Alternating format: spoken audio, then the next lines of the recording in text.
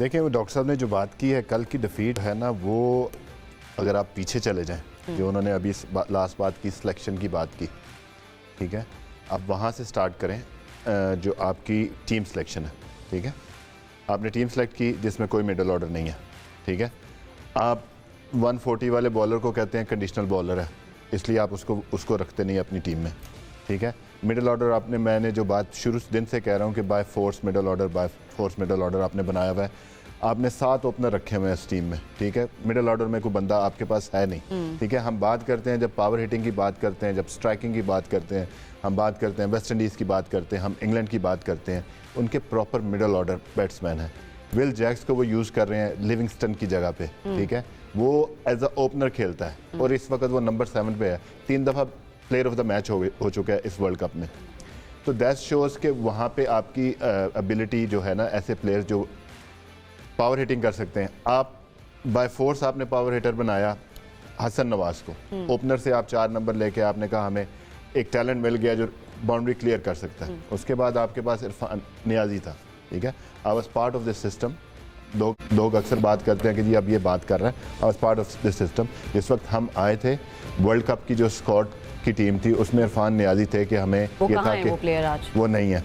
उसके बाद अब्दुल समद, ठीक है, उसने डोमेस्टिक में परफॉर्मेंस किया, आपका बेस्ट स्ट्राइकर आपके पास वो था, आपने मिडल ऑर्डर में नहीं रखा, ठीक है। आप चैंपियंस ट्रॉफी में आप जो है ना उसको लेके आते हैं अपना खुशदिल को कि जी ही कैन क्लियर द रोप, ठीक है, he is not there. So आपका middle order is not there, okay. आप बाय फोर्स बाबर को आप मिडल ऑर्डर, आपने रट लगाई हुई है कि जी स्ट्राइक रेट, ओके।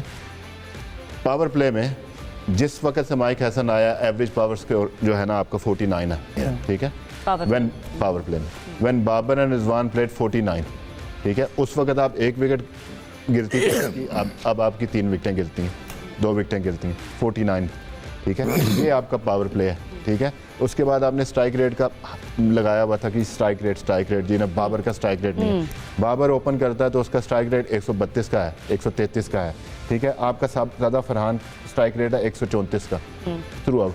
तो कौन से आपने 200 वाले स्ट्राइक रेट वाले प्लेयर ले आया है? आपने तो ये तब्दीली कर लेते, कल बाबर आजम को ओपन करा लेते। आपने टीम का सत्यानाश, टीम एक चल रही थी, ठीक है, आपको जरूरत कहाँ थी? अब जब आप उसकी बात करते हैं ना कि आपको चेंज कहाँ लाना था, ठीक है, बाबर एंड रिजवान, ठीक है, ये ओपन करते थे। आपको मिडिल ऑर्डर में ऐसे प्लेयर चाहिए थे, जब उन्होंने प्लेटफॉर्म सेट कर दिया, 10-12 ओवर में प्लेटफॉर्म सेट कर दिया, उसके बाद जाके उसको लॉन्च करें, ठीक है, वो वाले प्लेयर आपको चाहिए थे। आपने ये कह दिया जी कि हमारा ऊपर वाला जो है ना, उनकी वजह से सारा स्लो हो जाता है, ठीक है, उनकी वजह से स्लो नहीं हो जाता। नीचे जो आपने कंसिस्टेंसी जो प्लेयरों को नहीं दी, कि जो मिडिल ऑर्डर में आपके थे, जिनके फेलियर्स आपने बर्दाश्त नहीं किए, जिनको आप एक दिन में प्लेयर बनाते हैं और अगले दिन में उनको कर देते हैं, तो ऐसे चीज़ें नहीं आपकी हो सकती, ठीक है। ये सारा असर वहाँ से स्टार्ट हुआ है। अब उसके बाद आप आ जाएं, ठीक है जी, आपने 15 आपकी टीम आ गई, उसके बाद आप बात करते हैं प्लेइंग। आपको अपनी प्लेइंग 11 का ही नहीं पता कि हमारी बेस्ट प्लेइंग 11 कौन सी होनी चाहिए।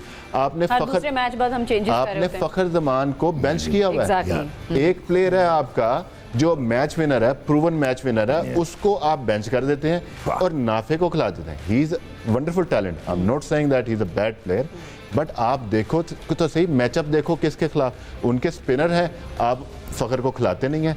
उसके बाद जब यहाँ पे बात आ जाती है फिर आपकी, तो फिर अगर आप इन चीज़ों को देखें ना कि आपको पता ही नहीं है कि हमने किस अपोजिशन के खिलाफ में, कल इब्रार इंग्लैंड के खिलाफ वो बनता ही बनता था। आई अंडरस्टैंड व्हेन पीपल से कि उस्मान एंड जो है इब्रार वो एक टीम में नहीं खेल सकते T20 की टीम में because of their fielding. Ibrar has improve a lot on his fielding, okay, yes he can't bat, but I am saying कि अगर आप किसी बंदे को टीम में रख रहे हो एज अ ऑलराउंडर, ठीक है, आप उसको यूटिलाइज ही नहीं कर रहे, तो rather you pick someone who can take you wicket, specialist bowler जो आपको विकेट लेके दे। अगर आप यही नहीं कर रहे, ठीक है, ठीक है, अंडरस्टैंड ज्यादा जिम्मेदार थे कल, बैटिंग हमारी ज्यादा प्रॉब्लम नहीं, हम शॉर्ट ऑफ रन्स भी तो थे ना। देखें, आपको एक सिंपल एक चीज नजर आ जाती है कि आप रन शॉर्ट थे, 15 से 20 रन आप शॉर्ट थे, 15 रन आपको इंग्लैंड ने दे दिए, ठीक है, मिस फील्ड में 15 रन उन्होंने दे दिए, 15 रन आप वैसे शॉर्ट थे, रनिंग बिटवीन द विकेट आप देखें 150 होता। आप देखें कि उन्होंने जो बैटिंग की है, ठीक है, स्ट्राइक रेट वाज ब्रुक्स का स्ट्राइक रेट 200 का था, ठीक है, ऑलमोस्ट 200, ठीक है, उसमें आप ये देखें जो रनिंग बिटवीन द विकेट थी 20 तुक्के भागे हैं भाई वो, दैट्स द डिफरेंस। आपने कितने तुक्के भागे हैं? 2, ठीक है। अब जब बात करते हैं, जब आपका कोच आके स्टैट लेके आ जाता है कि हमने इनको मार दिया, तो these are the game awareness, ठीक है। मुझे सबसे बड़ी चीज़ बताएं, हमने ब्लंडर किया, ठीक है, हम बात कर रहे हैं सलमान आगा का ब्लंडर है, 6 ओवर के बाद आपका स्टेटिक टाइम आउट होता है, ठीक है, कप्तान कोच अंदर आता है। अब इंडिया वाले मैच में देख लें, आप अपने साइम को वहाँ तो 70-60 लगा हुआ था ना, तो वहाँ आपने बोला कि उस्मान को हम 11वें-12वें ओवर में लेके आएंगे, ठीक है। उससे अगला मैच था नबीबा वाला, उसमें भी आप उसको लेके आए, कल आप उसको लेके आए 8वें ओवर में, एग्जैक्टली, ठीक है, उसने विकेट ली है, ठीक है, आपको पता है 3 आपने आउट कर दिए हैं, शहीन ने अपना काम कर दिया था। अब यहाँ पे आपको 2 विकेटें चाहिए, ठीक है, एक मेन बैट्समैन उनका खेल रहा है, ठीक है, आपको 1 विकेट चाहिए थी हैरी ब्रुक्स की, ठीक है, उसके मैं क्रेडिट दूंगा सैम करन को, जिस तरह वो खेला है, जिस तरह वो उसको खेला है अपना उस्मान तारिक को, उसने बिल्कुल नहीं किया, दूसरे एंड से उसने चाहे। तो आप उनकी टीम को देखें कि वो खेले किस तरह, कप्तान हिमसेल्फ प्रमोटेड हिमसेल्फ। मैं ये बात कर रहा था, 6 ओवर में आपका कोच अंदर आता है, अगर कप्तान एक डिसीजन नहीं ले रहा तो आप उसको कह सकते हो यार अपने ट्रम्प कार्ड को पहले लेके, क्या जिम्मेदारी है फिर? अनम एक और चीज इसमें जो कह रहे हैं ना 20 दुक्के का है ना, वो तो हो गए,